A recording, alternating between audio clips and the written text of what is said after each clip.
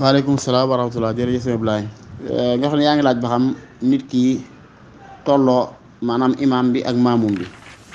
liñ xam te dina jàngale ko mooy imaam daa war di jiitu ci jëf yi maamum sa cee topp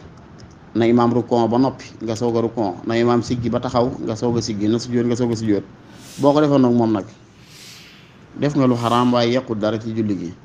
amma bu dee armal nag muy kabaru armal ak sëlmal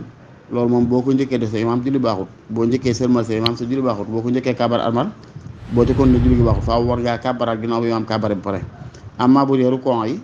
wala sujjóot yi wala siggi sujjóot wala siggi ci rukkon wala jóg yeeg toogaay yi yooyu moom boo ko njëkkee def imaam olamaa neen lu xaraam waaye du yàq julli bu fekkee da nga koo defandoog imaam rek def nga luñ sib waaye ba tey du yàq julli gi loolu sax léeg-léeg fuqaay dañ koy cax naan lu xaraam ci julli te du ko yàq